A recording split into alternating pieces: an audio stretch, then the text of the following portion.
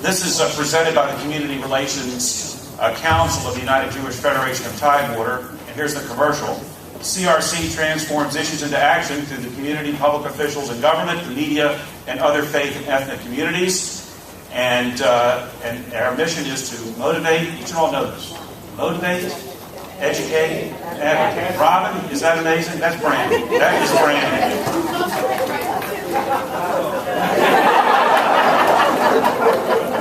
Thank you, Susan. So tonight, first of all, I want to thank some members of the news media that are here tonight. Channel 3 is here. Mike Gooding from Channel 13 is here. Especially, I'm doing that because yesterday I did a debate with these two fine people, and I recognized a reporter from Channel 10, and I didn't even see Mike Gooding, so I said I had to make sure, because I have to stay on Mike's good side. So he's here. So thank you all very much. But more importantly, thank all of you for being here and showing interest in our next representative for Congress. The format is going to be a little bit loose, as you can see. It kind of looks a little bit like either Oprah or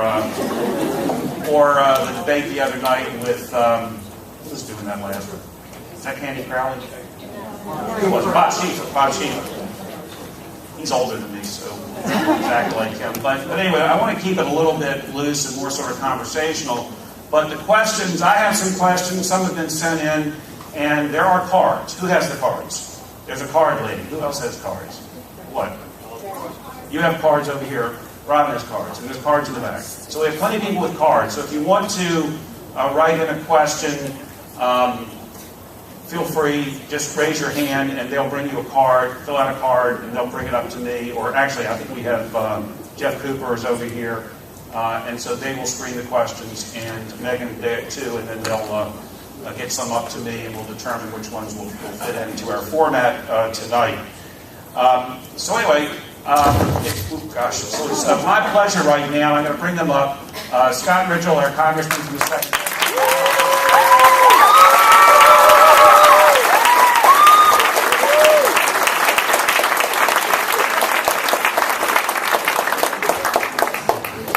Now, as I mentioned, the three of us were together just yesterday before the Central Business District Association. So they're probably tired of me at this point. But I'm not tired of them because they really are good talkers and good thinkers. And can I just mention one thing before we get started? Because we have a few folks running for office and have held office in the audience tonight. I see Wally Erb, who's running for mayor of Virginia Beach. Wally's over there. And I saw Mike Hannigan, who's running for the school board. Where are you, Mike?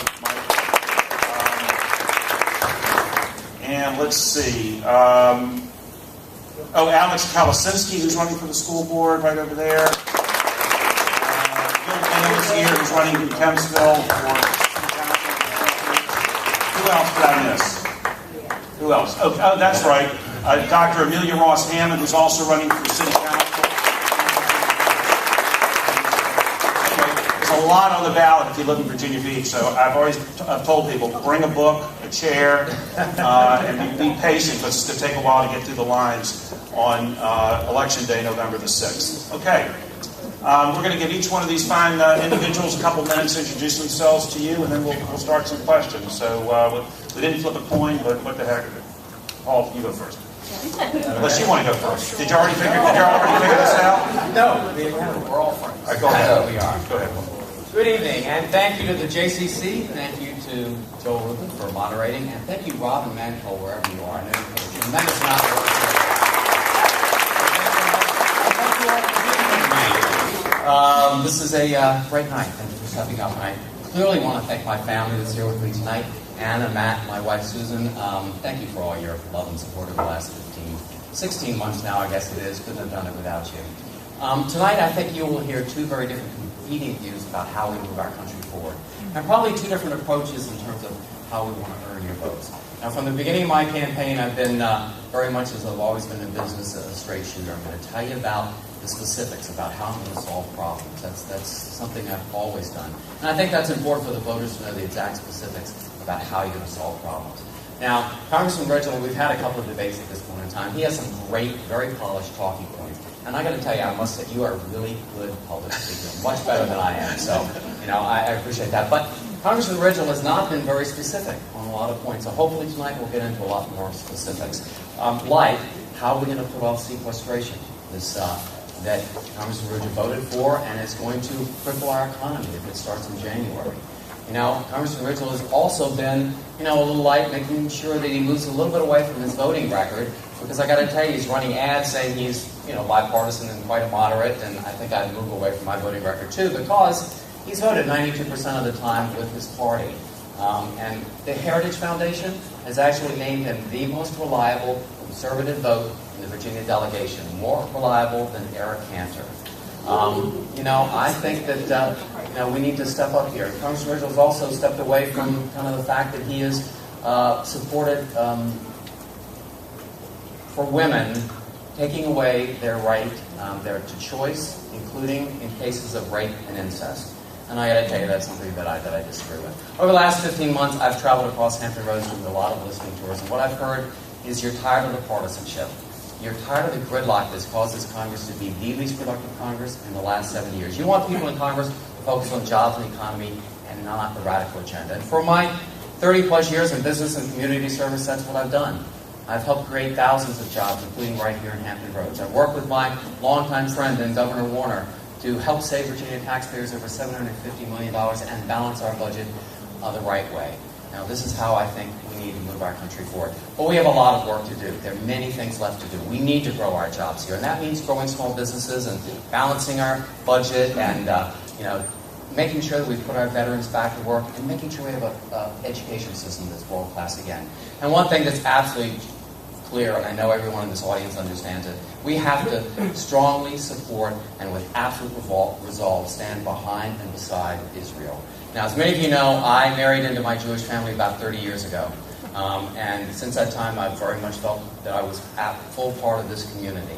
When Susan and I moved back here, we realized how vibrant and vital the Jewish community is in Hampton Roads. And that's something that we've enjoyed being a part of. But we also know that, I think we both hoped that with the Arab Spring, that there was going to be renewed potential for democracies around Israel. But in fact, what we found out is it just increased uncertainty and risk, and that's why we have to stand beside them. So, our next congressman is going to have to face huge issues. And I firmly believe, that if we put aside our partisanship, really start to work together, then we can deliver to our children and our grandchildren an America that's still the greatest nation on earth. So thank you.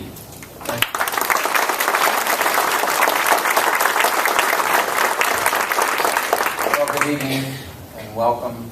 Joel, thank you so much for moderating tonight. Paul, good to see you again. It's a privilege to be with you tonight. To be here with my family, my wife Terry, and our oldest daughter Lindsay, and her fine husband, my son-in-law Oe. I appreciate you being here and your love and support through what is surely a very challenging time for our family just because of the political process.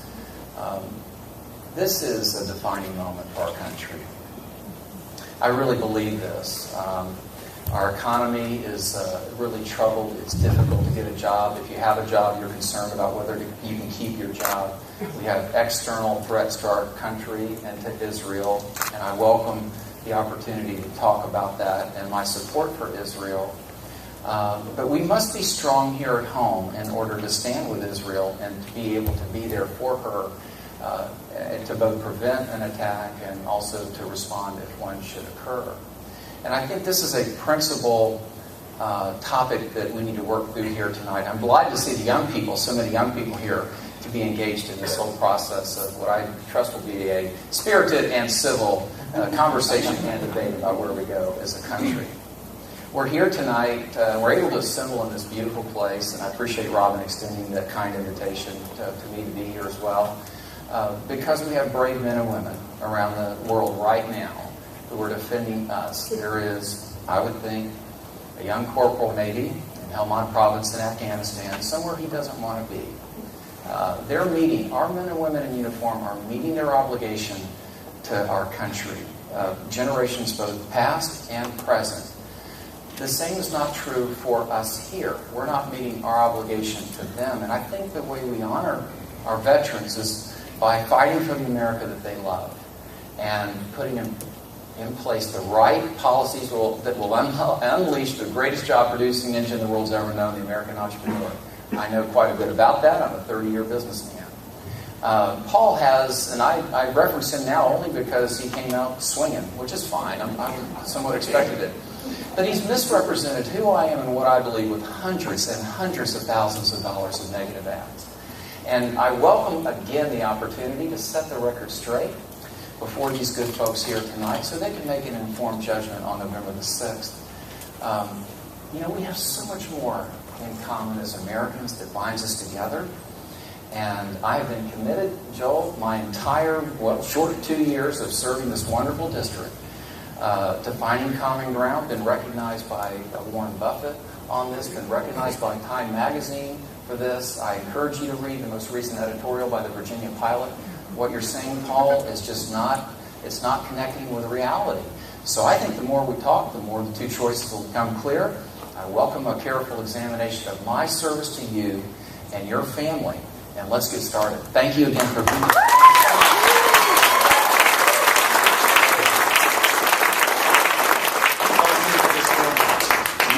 You have been to my family. Your family is I going. learned so much, and I encourage everyone here, if you've not been to Israel, please go.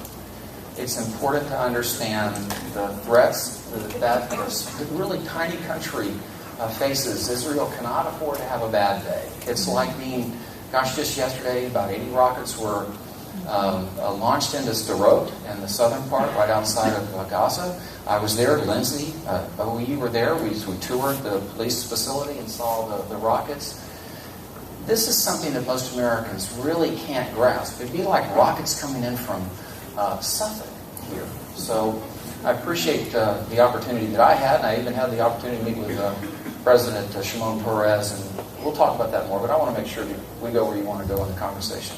Well, obviously Israel is obviously very important to these folks. And talk about I'll start over here with Paul, since you just were speaking for a second, about what would you be doing in Congress? What is a congressman's role? You've got studying the foreign policy for the United States. What can you do to help the state of Israel as a member of the House of Representatives? Well, we have to stand absolutely firm in terms of our financial support of Israel, but also our spiritual and our full support with our minds and our spirit for Israel. I had the opportunity, I guess it was about a couple of months ago, to sit down and listen to someone from AIPAC to explain really the issues that Israel is facing. And I walked in thinking we're going to talk about Iran, and obviously Iran, we have to make sure that we do not allow Iran to become nuclear. That is just something we have to stop. But this person had an interesting approach as well. He said, yes, Iran is a major issue, but think about where Israel is at this point in time. They were living in a world with a lot of uncertainty, but there were some stability there. But thanks to the Arab Spring, we now have Egypt, which used to be a stable, treaty-bound, supporter of Israel. Now Egypt is in full play. We have Syria, who this person told me, and I didn't realize, except for the U.S., Syria has the second most number of chemical weapons stockpiled at this point in time. Syria, major threat sitting out there. We know that Hezbollah is growing in Lebanon at this point in time. Hamas is growing in the Gaza Strip. Jordan, although we do have a king at this point in time, there is unrest. So all around Israel, it is now in an absolute sea of turmoil and uncertainty. And that's why we have to have absolute resolve to stand there and say that, an attack on Israel is an attack on the U.S., and we're going to make sure that we are there to protect our strongest ally and our best friend.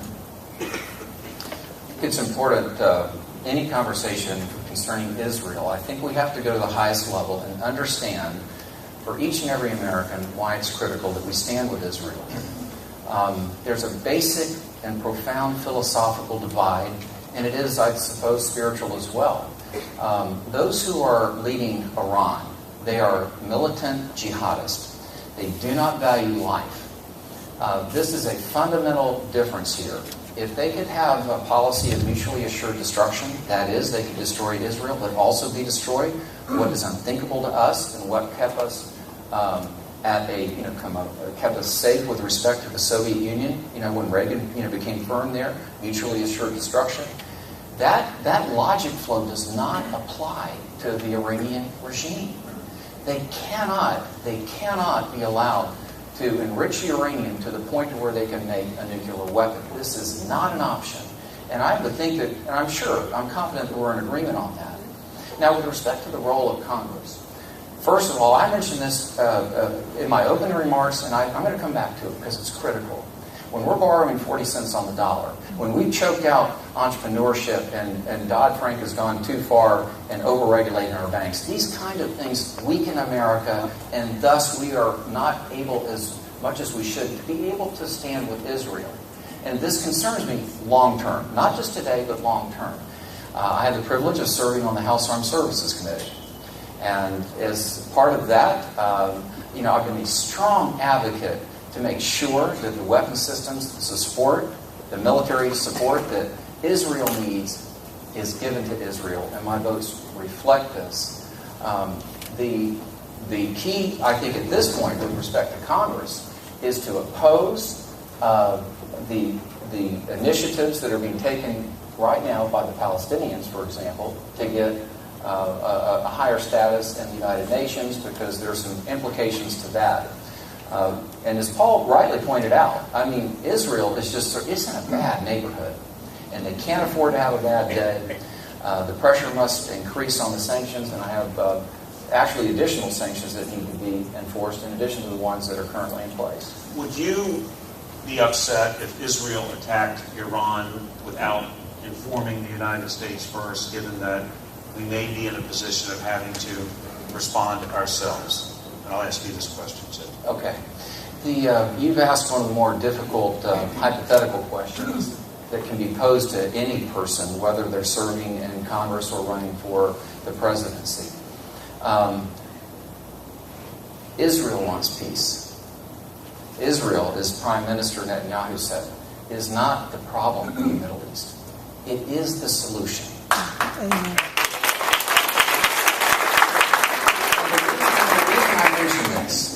Is that Israel is not predisposed to war. Israel does not. They value the life of every Israeli soldier and those on the other side. So if I woke up tomorrow and got the briefing that Israel had attacked Iran, as difficult and as troubling as that would be in the sense of where does this all lead, and the Prime Minister has made that clear. Once that begins, no one can know with certainty what the final outcome is. I would stand with Israel because I would believe to my core that they acted on the best intelligence that they had. They thought they had waited to the last minute to prevent the Iranian jihadists from getting that last level of enriched uranium that they need to produce and execute a What if our president had told them not to? This president or the next president, because he's concerned about what that obligates the United States to? Very hypothetical, and clearly we would stand with Israel, but I absolutely believe that this would not happen. And in my meetings in Washington with AIPAC and down here, it is clear that we have one of the closest relationships that we've had in many, many years with Israel at this point in time. I'm quite certain that we are very well connected on this and hopefully sharing as much intelligence across as we can.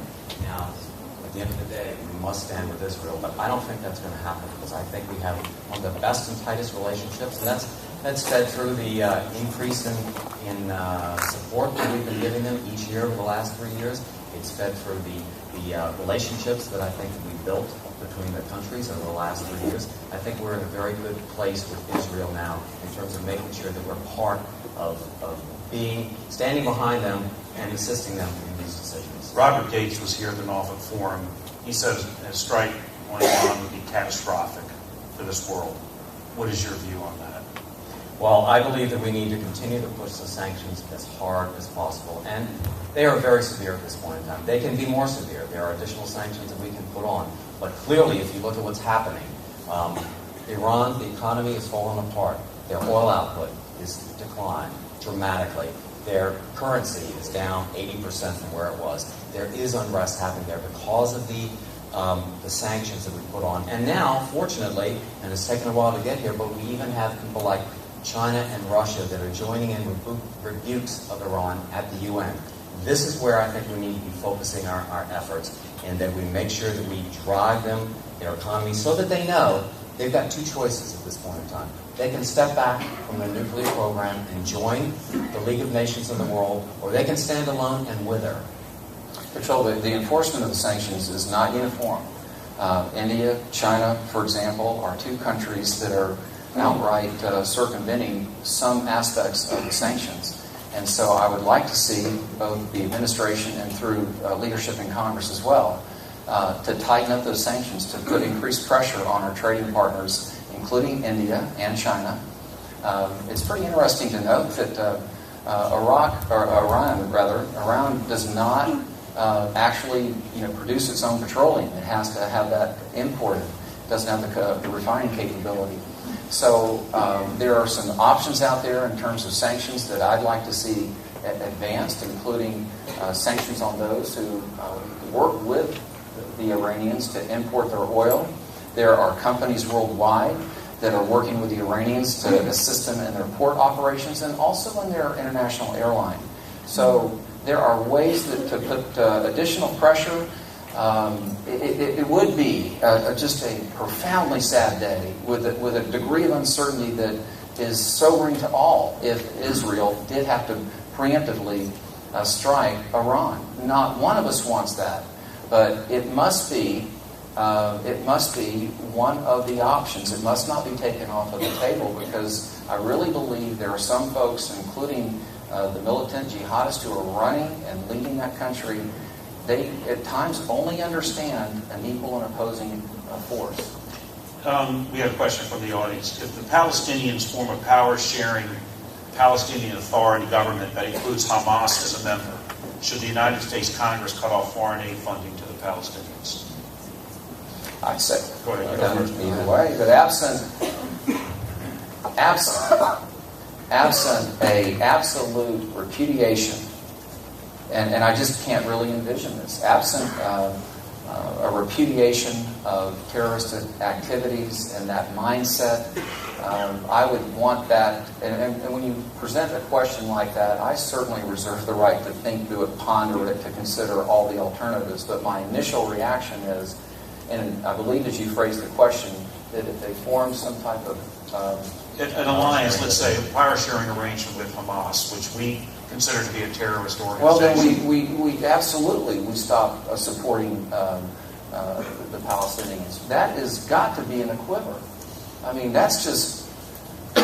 these are folks who don't value life and are doing everything they can to hurt, kill, and maim Israeli citizens. I was in Sderot. I mean, I understand what they're doing. We were right there where the bombs are coming in, the missiles, and it's increased lately. It's a dangerous. We've got to be very, very, very confident and secure and absolutely positive in our direction here. Absolutely, if they were to form this power-sharing agreement, we would say we back off of everything. Now, to begin with, we know that Palestine, until Palestine steps up and actually accepts Israel's right to exist, we should not, give them any leeway whatsoever. I saw a great film, I think it was here actually, that talked about, and they used a great phrase, and I've forgotten the name of the film, what they said, until Palestinians love their children as much as they hate Israel, there will never be peace. And that's what we've got to drive them to at this point in time. That they have got to accept Israel, the right for Israel to exist, and absolutely be willing to demilitarize so that they will exist in a relationship with Israel. And that requires direct negotiations between the leaders of the Palestinian people and the leaders of Israel. And at present, the Palestinians are refusing to go down that path.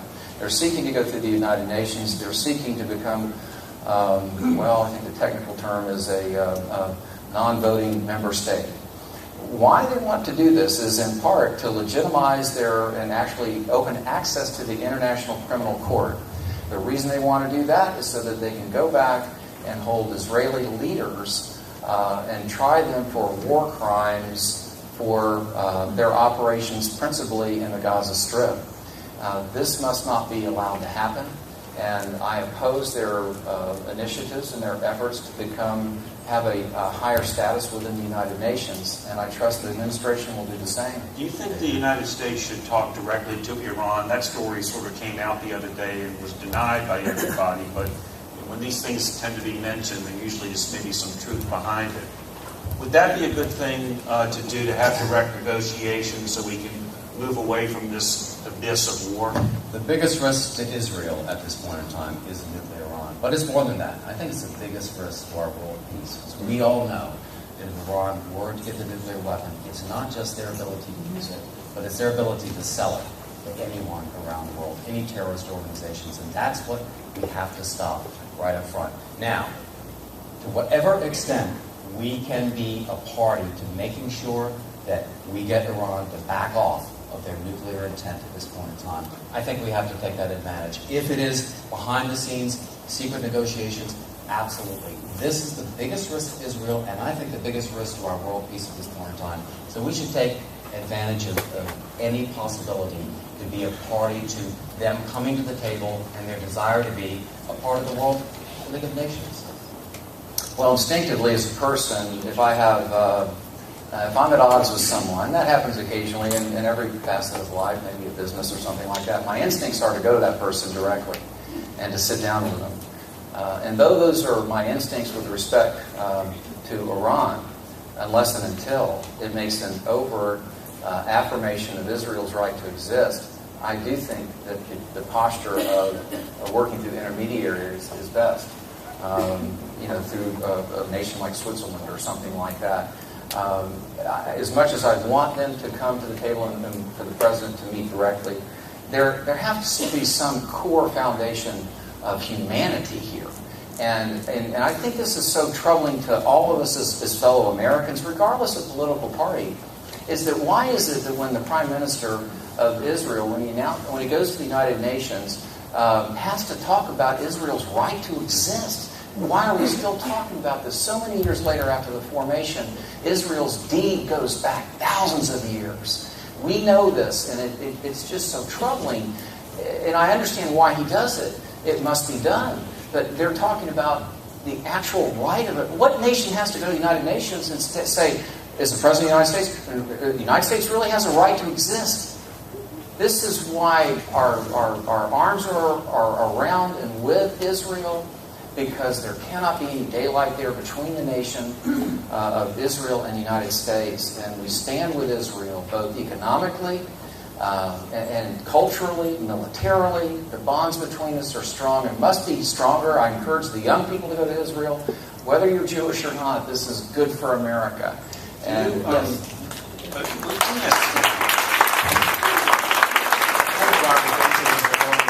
and another quote that he had prior to his time coming to Norfolk is that any president that would wage a land war in Asia ought to have his head examined. And I want you to react to that statement, because we're still in Afghanistan and war is over in Iraq. You sit on the Armed Services Committee. You know the cost that's been imposed on our military, both on our soldiers and sailors and airmen, but also on equipment and infrastructure, etc. Tell us what the United States really can do. Do you fear, or would you be totally opposed to another land war in that part of the world? Joel, I believe that our nation's leaders, Republican and Democrat, have been too quick to engage military forces worldwide. I cast kind of a rare vote for a Republican recently when we were marking up what's called the National Defense Authorization Act. And I voted with Ranking Member Smith, a Democrat out of Washington State, because his amendment would have had us extricating ourselves from Afghanistan sooner than we are now. I do not believe in nation building. I've held this view, and some people have said, Scott, your view is out of whack with a military district. And I say, well, this is my core belief. And you know what I found as I've gone across this wonderful district?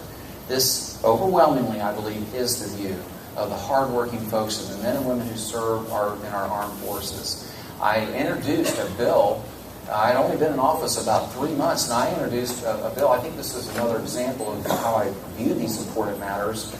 that would have defunded Operation Odyssey Dawn. That was our military intervention in Libya. Now, when we're launching Tomahawk missiles into Tripoli, that is in and of itself an act of war, in my opinion. If the reciprocal were happening, if Tomahawk missiles were coming into even the desert in Texas, we'd say, they've attacked us. Yet we can launch Tomahawk missiles, and then Secretary Gates can sit here no farther rather than my wife Terry, and say that that's not an act of war, and that it doesn't trigger any provision of the War Powers Act. I found myself, interestingly, voting with Dennis Kucinich. He called me. I'd never spoken to Dennis. He called me and said, "Scott, I saw your speech on the House floor. It's the most passionate speech on this matter." And I said, "Well, Dennis, I gave it all I could." He said, "Will you help me advance my bill, and I'll help you advance yours?" I said, "Absolutely." And it's too much. It's too much. I do believe in nation building, but the nation we need to build is right here in America at this point in time. We've lost too many lives there at this point in time, 4,500. You know, we have got we've spent too much of our resources there. We've got to come back here and work on America at this point in time. So I agree that we need to get out of Afghanistan. I do believe we need to get out of it on a rational basis in terms of the timeline that our military advisors think is appropriate. I think 2014 is the time, but we need to push that along as quickly as possible so that we can use our resources to come back here and build our economy, which is weak. We need a plan to deal with our budget deficits. Really a balanced plan that really will grow our economy in the long term. And we're not going to be able to do that as long as we're focused in Afghanistan at this point in time. We need to bring our soldiers home. We need to work to rebuild our military because we have a lot of efforts. This morning I was out at meeting with General Paxton. He's the commander, the Marine commander out at U.S. Fleet Forces. And we were talking about not just the impact of the current $500 billion, but the impact of what sequestration could mean, and the impact that would have on our military preparedness. And the fact that we've got a long way to go in just rebuilding not just our soldiers, that we've asked to do, you know, multiple deployments, long deployments. They were talking about the dwell time here to deployments is less than 1 to 2 at this point in time. They have people that have gone out for now 12 and 15 months consistently. And that's just inappropriate. And we're going to have to rebuild our hardware, you know, which has been, you know, used to its fullest extent at this point in time. We've got a lot of nation building to do back here internally, and to make sure that we're military prepared, we've got to have a bipartisan plan to deal with our budget deficits that will allow us to invest those dollars and not face sequestration. Paul, I think we hold different views on exiting Afghanistan based on what you just said.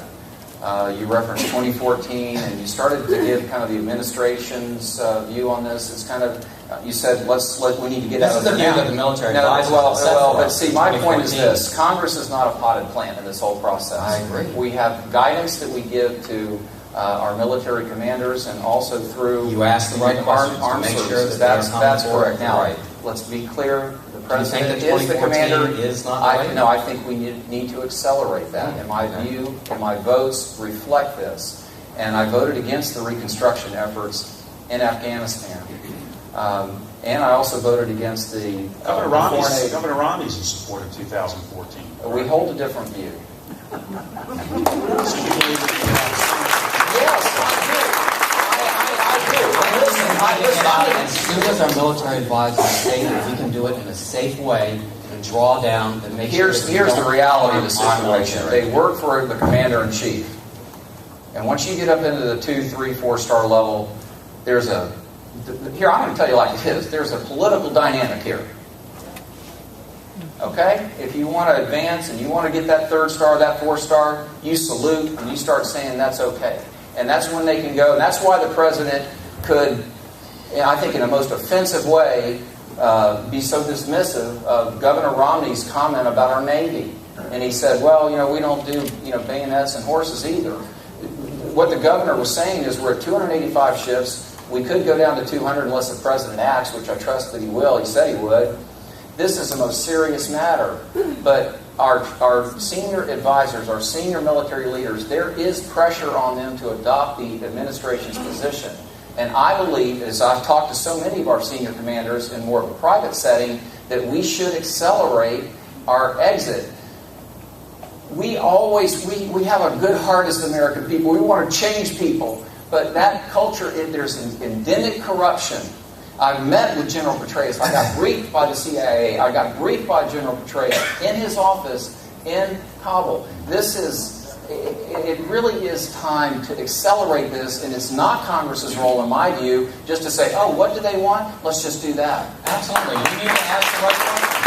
But, and in talking with General Paxton today, he said that this time frame in terms of the Marines make sense in terms of how they are withdrawing and trying to repurpose back here so that they can start to address some of the other areas of the world that they good need and to do reasonable that. people Now, disagree. I'm sooner rather than I don't later. quite in talking with General Paxton today, I said, and I've asked this of several of the military officers down at Fleet Forces Command, what do you think of this additional $2 trillion that Governor Romney wants to put in? Is this coming from the military? Where is it coming from? They say, absolutely not.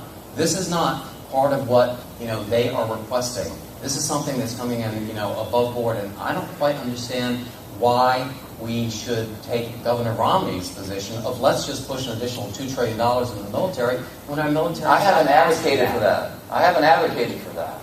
And I think it's important that we're not here as surrogates for our respective party's nominee.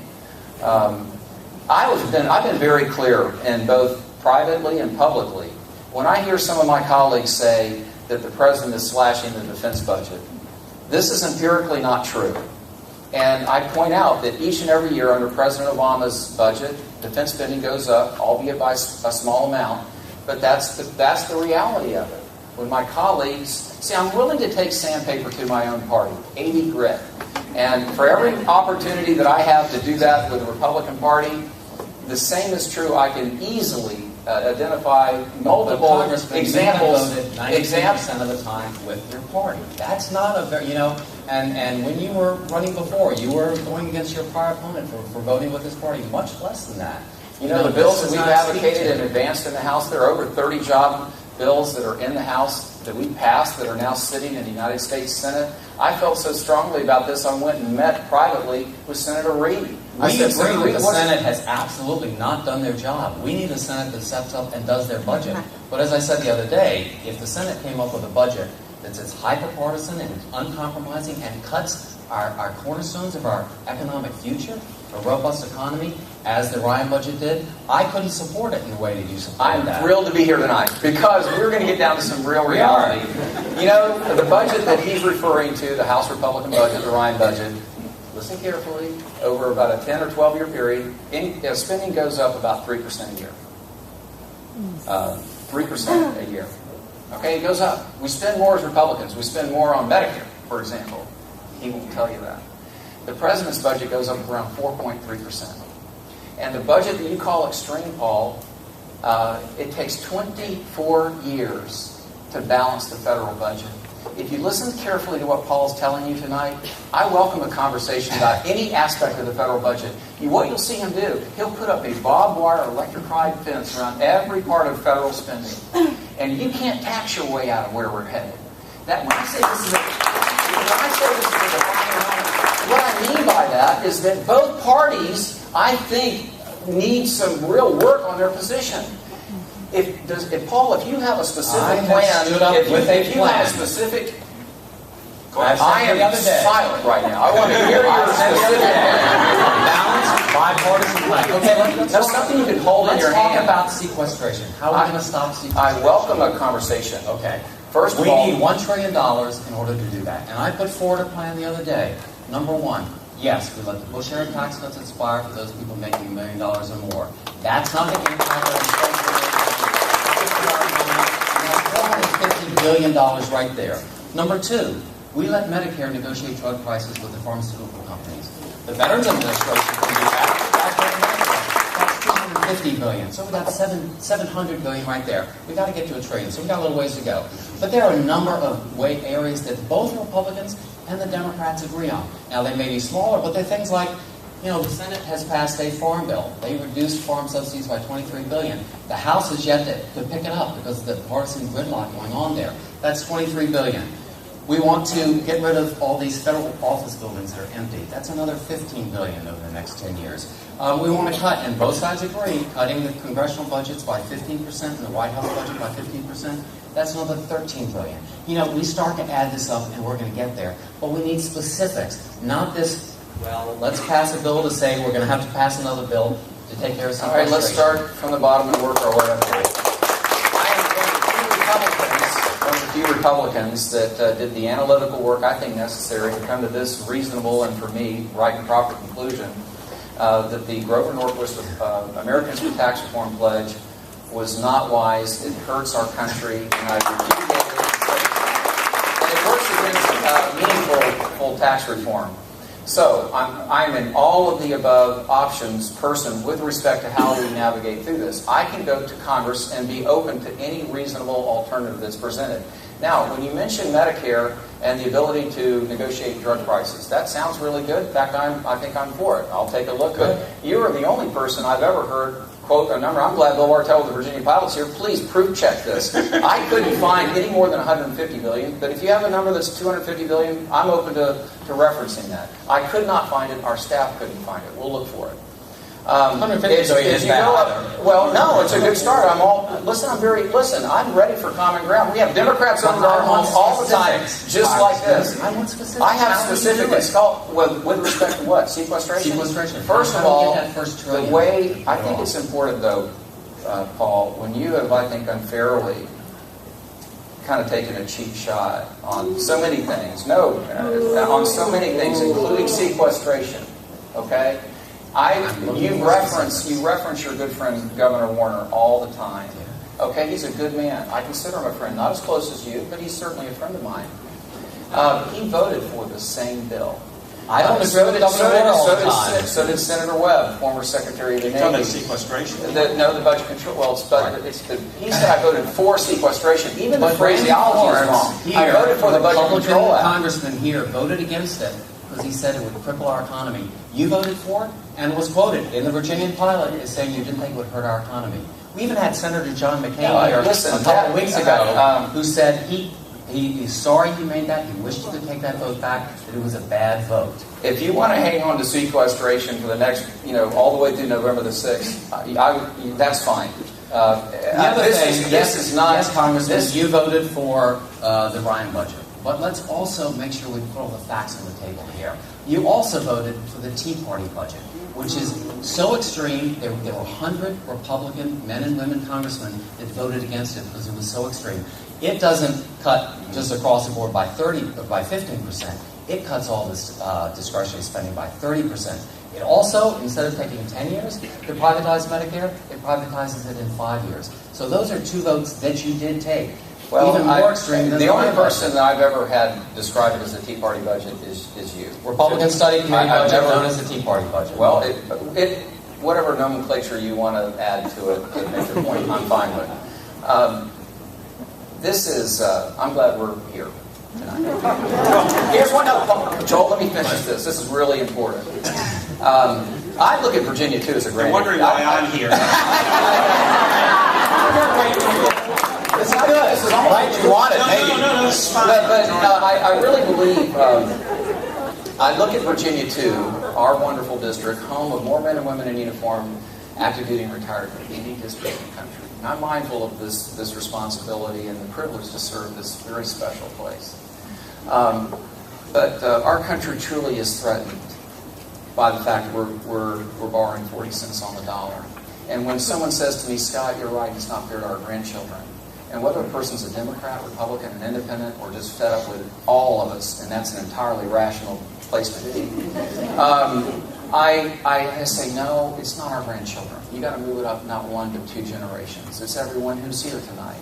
I really believe we're at risk because of this.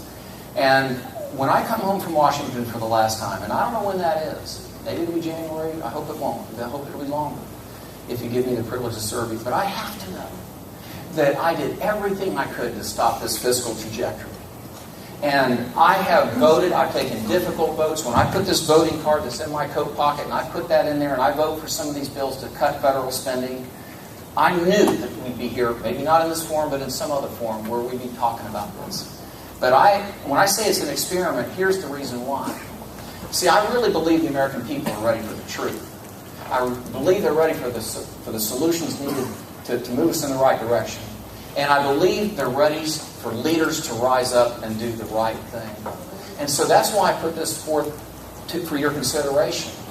I stand by the Republican House budget because it's a viable plan. If I ask Paul for the President, the Senate Majority Leader, and the House Minority Leader to put their plans that reconcile revenues and expenses, we have a plan. Maybe it's imperfect.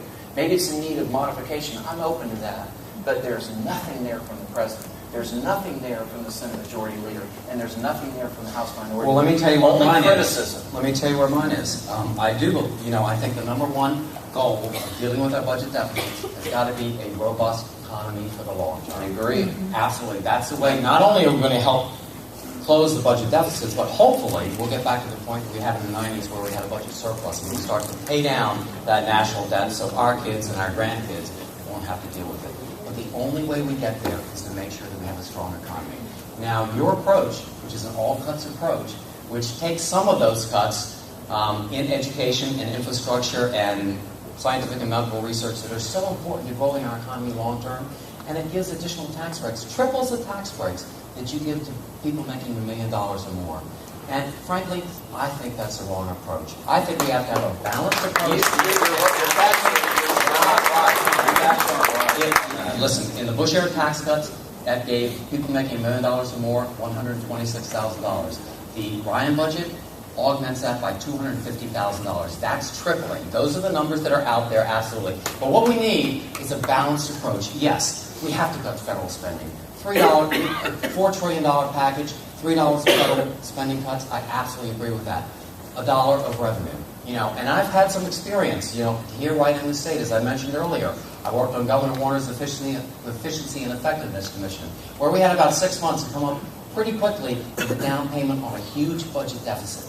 And we did that, but we didn't do it by using a machete. Using a machete taking it from 4.3 to 3.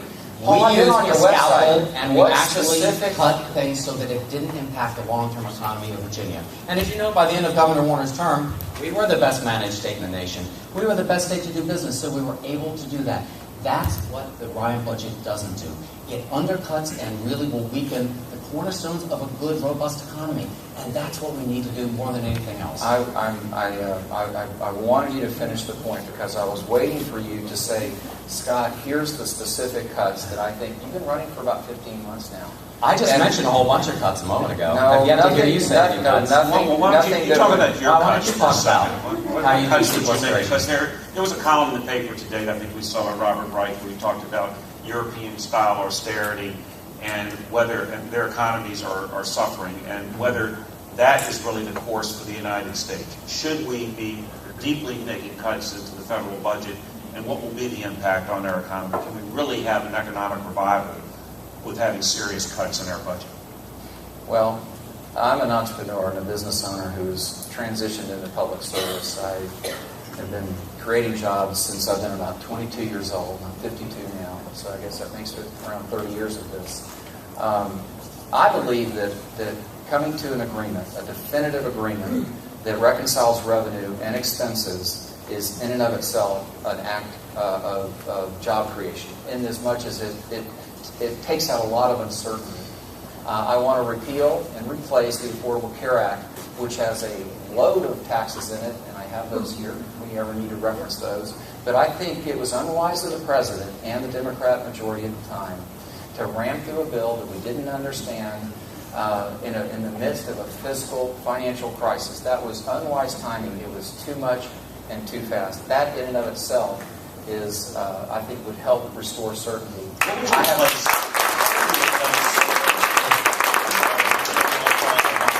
I don't call it Obamacare, although the President has now embraced that. He's now embraced that. So maybe I should. What does that look like if we came back? Because obviously a lot of healthcare providers are already preparing for the law to go into effect. The Supreme Court has ruled on the individual mandate. Yes. Are we too far down the line to really go back now on the Affordable Well, Care David Act. Byrne asked, we were at a meeting the other day, I didn't expect to be called upon, but it was at a United Way meeting, and he said, well, we got a congressman here. He was basically that same question was posed. My answer to that day was this, that it is a mammoth bill, and it is being it's being rolled out, rather, through a host of various agencies, and it may be intractable. I mean, it may be very difficult, even if we had a Republican majority in the House, the Senate, and also in the presidency.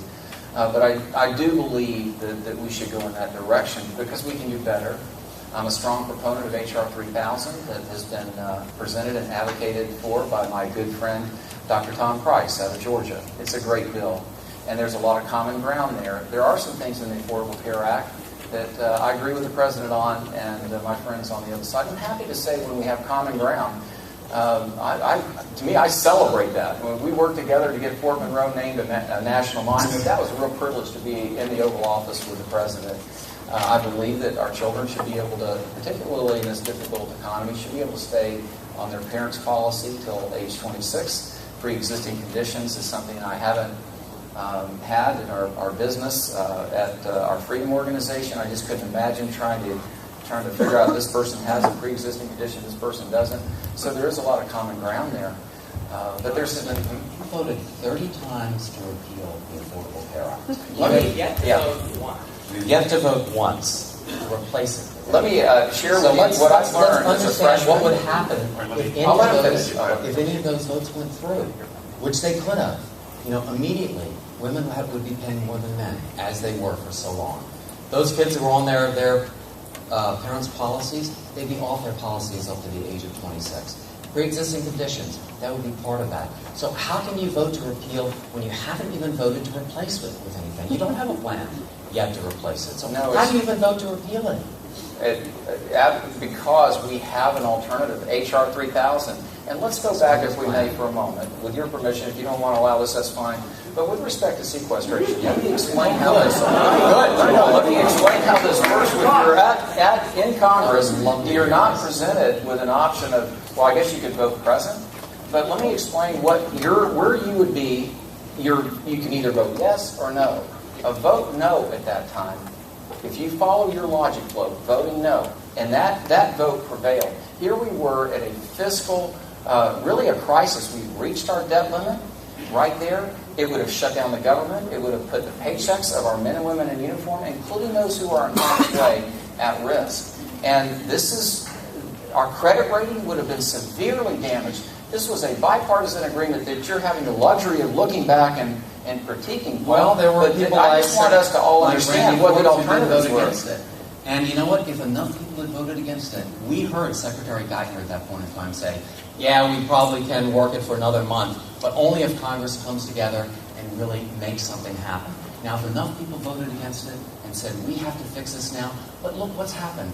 Since that vote was taken, we're back at another huge, even a bigger fiscal cliff right now that could really destroy our economy and destroy the economy of Hampton Roads. So, yeah, it's great that you voted yes for it. Some other people really stood up for our district and voted no, but nothing has changed since then. We're still at the same fiscal cliff that we were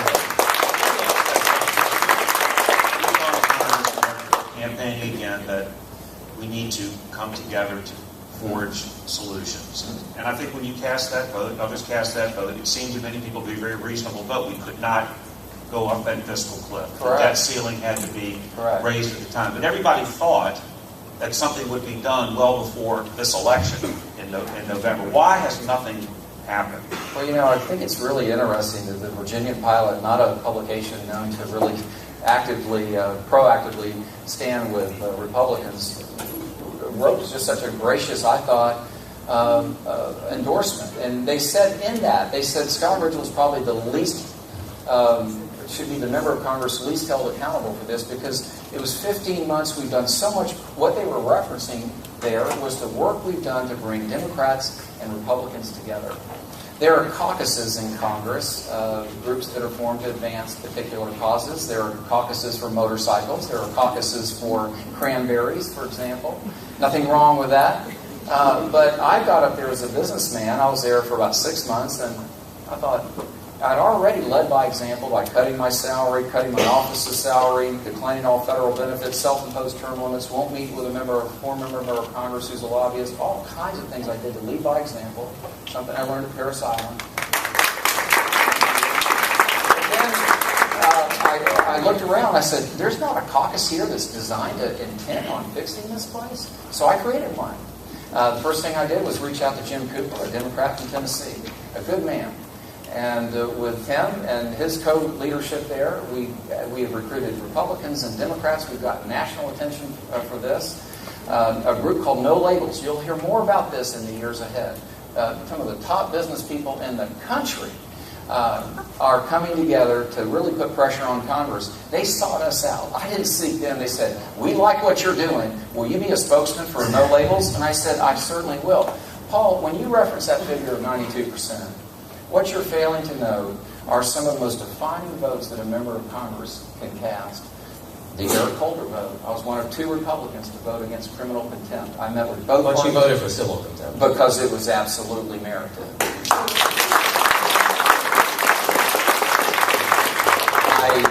Look, I was going upstream with respect to Libya. I was told, look, you don't want to get crossed with the leadership of the House Armed Services Committee. And I told my staff, I said, look, I came here because this place is broken. And I have not given my proxy to Buck McKeon, the chairman of Armed Services. He's a good man, but he does not have my proxy. Yesterday, you talked about the fact that you formed this caucus and how great it was that you guys get together and have dinner. I have dinner with Republicans a lot of nights. So, to me, it's about actions, not about words. I'm delighted. It's fine to have a caucus that gets together and has dinner. That's a wonderful thing. But the ones that really work are people like Senator Warner and what he's done over in the House with his Gang of 6, Gang of 8. Now he says they're like 46, 47 senators. They're really working. They've got a proposal. They've really struggled through this to figure out how we're going to deal with our budget deficit. It's great to have dinner together. I think that's a wonderful thing to do. But we need action. We don't need dinners at this point in time. Yeah, and I think I'm so glad you brought this up. In business, I'd always share with our staff that freedom. I'd always say that a person is known by their actions, and the best indicator of future performance is past performance. And you responded quickly, and I kind of gave you a list of things that I thought would be reasonable. And you responded back with kind of a different set of proposals. And some of them I thought, hey, there's some merit there. Some of them I didn't think were all that, I don't think they were all that effective. We reached out to you. I said, let's meet, no press. It can be you and me or you and me and our campaign managers. Well, let me finish. Okay. That was met with absolute silence. And we had another effort back in... That was the second time. If Trey Dixie, your campaign manager, didn't tell you, and we've got the emails where we reached out to... Here's the point, Paul. Here's the point. If you won't meet with a Republican here in the district when a difficult scenario comes up, you certainly won't do that.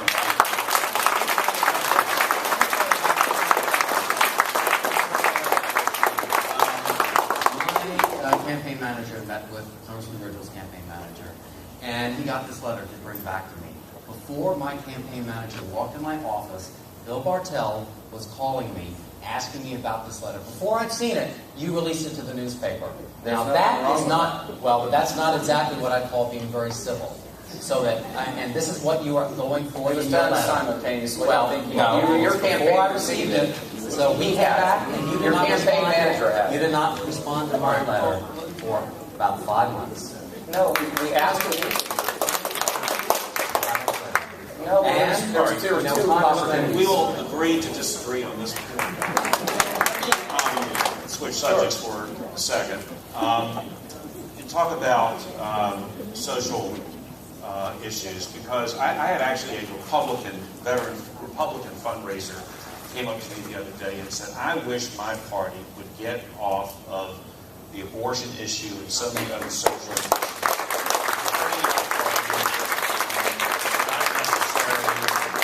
Keep the politics out of the bedroom, if that is the phrase. And it's dividing this country. In fact, I'd say a lot of people are going to vote one way or the other, not based on Israel or budget or other issues, domestic issues like that, but strictly, for instance, on who's going to be on the Supreme Court, for instance. Are they going to overturn Roe versus Wade and these sorts of issues? You're a uniter, not a divider. What's your view on that? Well, On your part? for example, women's issues, I think when I talk to women across the district, and I look into their eyes and they're just telling me what's really concerning them overwhelmingly, and I mean to the 99.999 percentile, it's jobs, the economy, the future of their children. And just the ability to envision a quality future for their children. I can look every one of you in the eye to the extent that one can, but I can tell you this comes up with reporters. It doesn't come up across the district. I am active, involved. The Virginia pilot noted that. We have teletown halls. So many of you have been on. We don't screen them. They just come in. I meet with people. I meet in people with settings all the time where people can ask me about anything. It really doesn't come up in settings except with folks who are pressed on it. I'm a pro-life candidate. I represented myself as such when I sought this office. I also understand that it's an issue with which folks just have a variety of views. Most folks across our country, I think, are quite conflicted on it. I'll give you an example. I think if you ask, should a woman, maybe 1 week before natural childbirth, be able to go into Virginia Beach General Hospital and have an abortion? Even a person who is pro-choice would say, well, gosh, I don't really mean that. Okay, well then somewhere between natural childbirth and conception, it's a continuum. That's my point in saying that. And so I have a point that's closer here, and I would think Paul's closer there, but I don't know if he's all the way through or what. I don't know what his views are. See, as a pro-life candidate, we're so often asked, well, tell us exactly what you mean. Well, the converse should be true.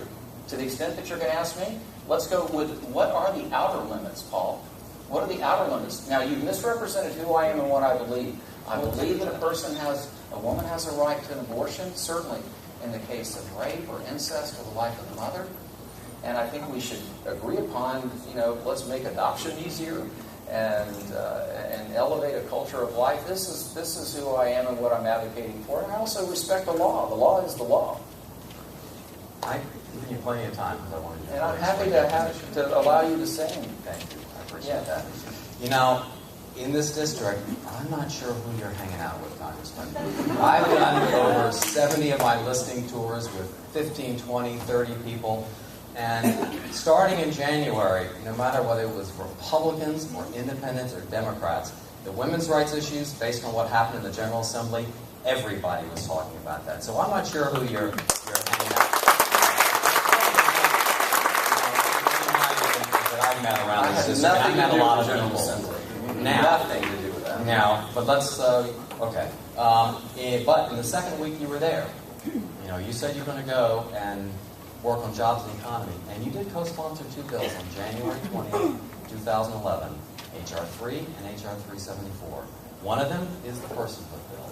That's the bill that does make abortion illegal for women, even in cases of rape and incest, and sometimes for the life of the mother. It also makes, because it's life conception bill, it also makes certain form of contraception illegal. And that's where the women that I have spoken with get very, very upset. The other bill that you co-sponsored is the bill with Congressman Aiken that does redefine rape as forcible rape. Now, you said the other day that wasn't true. We looked in it. It's actually in the bill, redefining rape as forcible rape. No, but let me continue. I want you to finish. These are not issues that I believe Congress should be dealing with, period.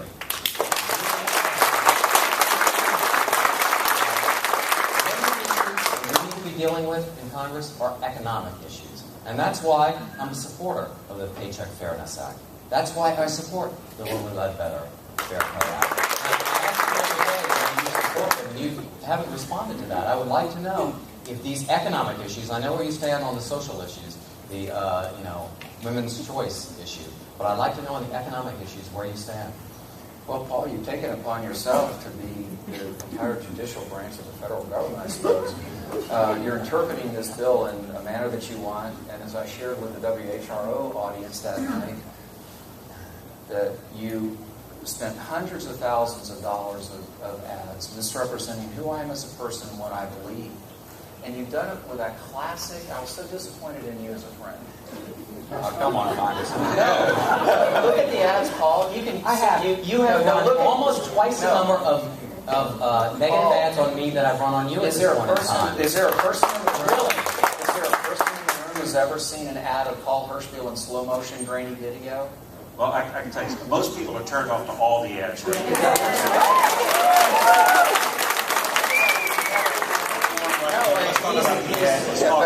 I think the key here is that there is, if we'll slow down and have an objective, I really was intent and deliberate, and I've stayed true to this. I have never put Paul Hirschbiel in a slow motion, grainy video, and I'm not going to.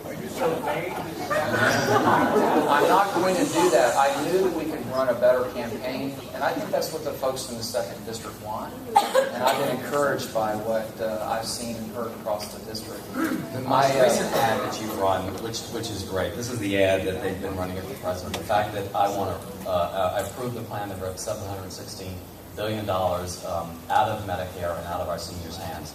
Well, that particular ad, we know PolitiFact has named it the lie of the year. And also, let me continue here. This, you know what this is about.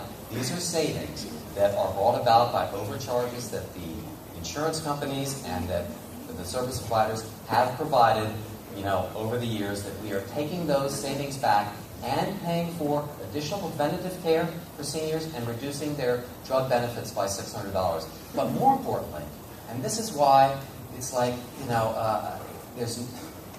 you understand that in the Ryan budget, all of those savings are there in the baseline. So you are charging me for wanting to get rid of savings that you've already voted for twice. Now, nothing says Washington politician like accusing me of something that you've already supported. Well, to say I'm delighted, no. It's sad, really. I'd like to get back to my jobs bill, 18,000 local jobs that passed the House in bipartisan support that Paul would oppose because it didn't revenue share. That was a compromise that I made to advance that bill. It supported the idea of offshore energy by 2 U.S. senators from Virginia, both Democrats, and Governor McDonnell and the General Assembly. It's a bill that Paul would oppose. And this is jobs that would change people's lives right here. Paul, this is the Richmond Times-Dispatch, okay? On the not buried somewhere in the back, but on the front page, the very front page, Hirschbiel claim about Rigell rated not true at all. They weren't satisfied because you misused a reference to PolitiFact. An entire article has been devoted to this. The headline, I'll just read this. Rival Hirschbiel's claim on Rigell is flat out wrong. This is the Richmond Times-Dispatch, Paul. And as many of you have heard, I don't know whether you watch WBEC, I know Mike Gooding is here, thanks for being here. They do this fact-checking, and they looked at one of my ads, and they gave me a C. And maybe that's right, a C on certain things, a B. They looked at Congressman Rigell's, one of Congressman Rigell's ads, he got a D on it. So who was actually a little bit better at fact-checking these days? You know why? Because the reference was that there was no taxes embedded. The taxes didn't go up. And here are the taxes that are embedded in the Affordable Care Act. Well, I won't read all of them. There's so many to take up too much time. But the claim was that there were no taxes. The taxes don't go up with the Affordable Care Act. Indeed, they do. An additional 0.9% payroll taxes on wages and self-employment, the employer mandate, additional annual tax on health insurance providers, the individual mandate, annual tax on drug manufacturers, 2.3% excise tax on medical device manufacturers. And we all know that healthcare costs in our country have hurt all of our pocketbooks. They've hurt businesses, they've hurt individual pocketbooks that have been going up for a long time. We have to do something about this because it's adding to our deficit and it's destroying our economy. So, the Affordable Care Act, yes, I support it as a start. But you know what?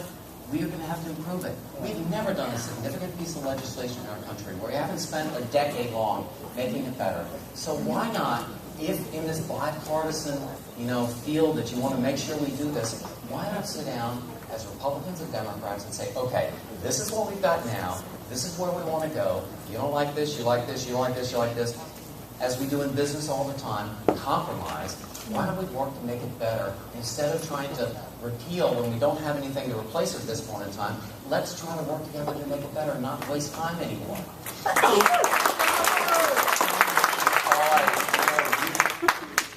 You've got a lot of friends here. We've got a lot of friends here. So when I speak, folks clap. You speak, folks clap, and it'll probably be. And I tell them to stop. And Again, I think that business axiom applies. The best indicator of future performance is past performance. And I do respectfully and humbly submit to you, all of you, whether you voted for me or not, how I served you and your family the last couple of years. I see Kim Moser-Knapp has come down here on a volunteer basis, and she's in our office. And I remember her coming in one day and said, "Sir, you have a letter here from Warren Buffett." It wasn't a form letter. He was thanking me for what I had done with respect to my own giving back of my own salary to the Treasury, and he invited me out to Omaha. I only reference him because I think it's helpful to have third-party perspectives on how a person is serving you. He invited me to Omaha. I went, and we had an hour-and-a-half long breakfast, and then we were on CNBC. You can see it on it's on the internet, of course. We had an uninterrupted 20-minute interview here. And when we talk about common ground, Warren, as he insists on being called, he said, "Scott, I'm about 20 to 21% in terms of what our revenue and our expenses should be as a percent of our gross domestic product." And I said, "Well, Warren, I really believe in kind of a lighter, smarter government that's more efficient and has a lighter load on the American people, keeping defense strong, meeting our obligation to our seniors with Medicare and Medicaid, those who really need the help, and then paying our bills. That is, the tax revenue must match that."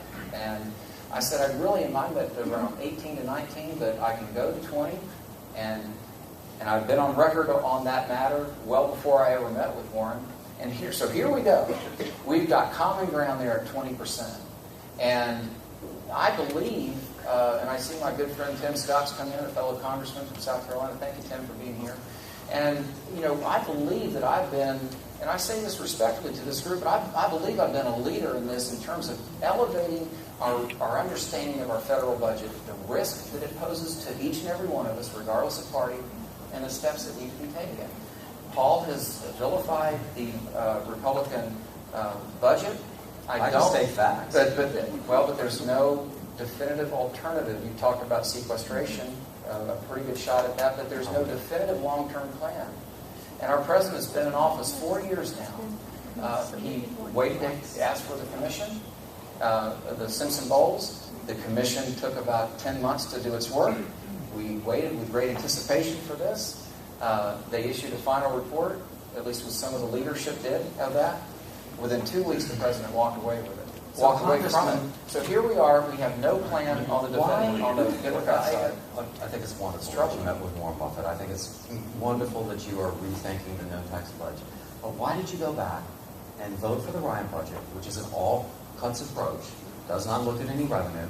And then why did you go and vote for the Tea Party budget, the Republican Study Committee budget, that 100 of your fellow Republican congressmen and women did not vote for because they said it was too extreme?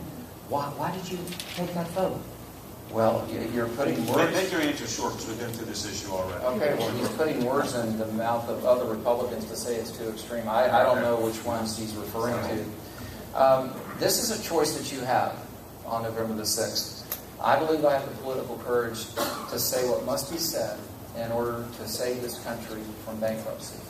I wish I had a better a state of the union to report to you, but our fiscal situation is not good.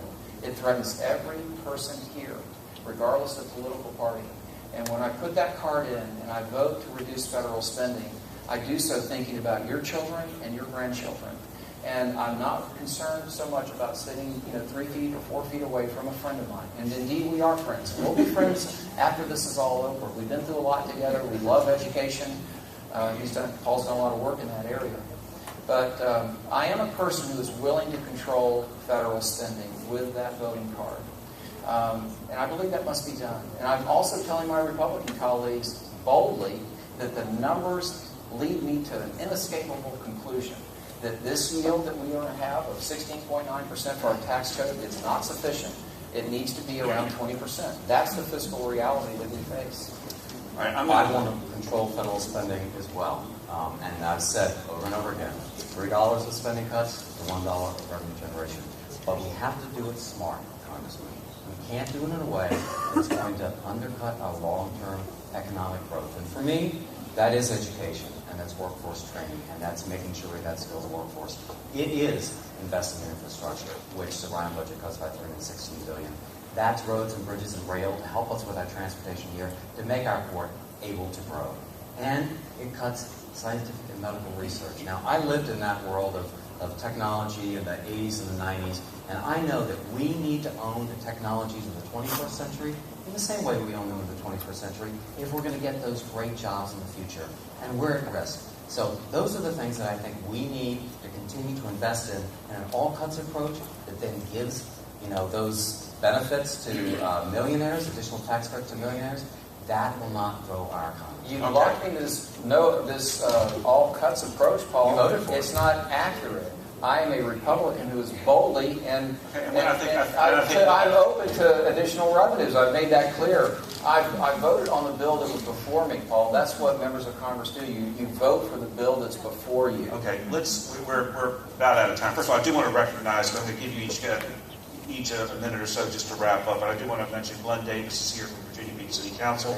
Dottie Holtz is here from Virginia Beach School Board as Director of Defense. And Congressman Scott, great to have you here from South with Carolina. us from South Carolina. Give each of you about a minute to wrap up. I think this has been a very spirited debate. I don't think anybody can deny that. I've done very little work here tonight. I thank you all for writing in your questions. I don't think I got to any of them. But, I think our two candidates here did a great job of engaging each other. So, Scott, I'll let you go first. Okay.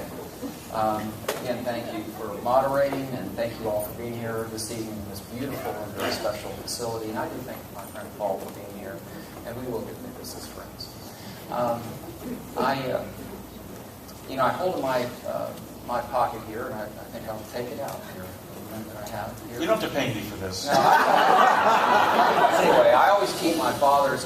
It's a challenge coin. It has my dad's years of service on it. I had that specially made. His service as an Iwo Jima Marine inspired me to become a Marine.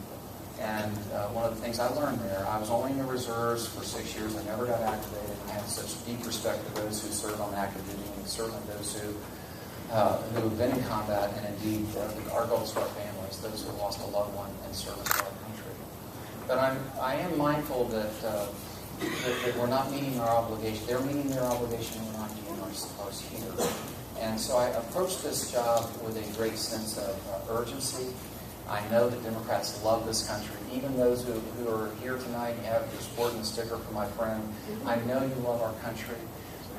And I believe you know that I love our country. There is common ground out there. I fight for that. I'm looking for it in Congress to do 4 things principally. To create jobs, of better opportunity for our men and women, our small business owners, to have access to capital, lighter, smarter regulations. And I believe energy independence is a clear opportunity for us to do that. I believe we need to balance our budget. I'm very passionate about this. And I would submit respectfully that I believe I'm a leader among our freshman class in articulating where we need to go. I think my business experience has helped me in that.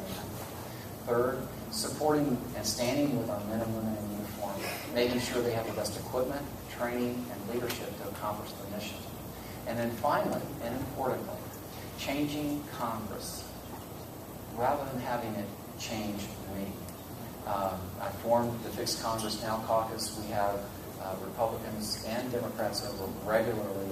This may sound normal here in the district. It's not in Washington, unfortunately. We've been recognized nationally for this by Time Magazine, Christian Science Monitor, well, indeed Warren Buffett, and others. Really, to my surprise, we were just swinging a big bat for a little old freshman office. I believe that if you send me back, that I would be able to build on the success that we've had these last couple of years. I'll continue to listen to you and hold town halls. I'll continue to listen to what I refer to as the wisdom of the district. I'm a better representative because I've listened to you, and I'll be accountable to you. And finally, if you send me back, I'll never forget that I work for you. There are some clear choices that were articulated here tonight. I think some of it was a distraction. I'd ask that you focus on the main issues, that which Congress can influence most. And in doing so, I'd ask respectfully for your vote and your support on November 6th. I thank my lovely family. Big hug. I know it's been tough sometimes to navigate through all of this, but I appreciate you being here. And I appreciate you all being here. Thank you so much. Thank you.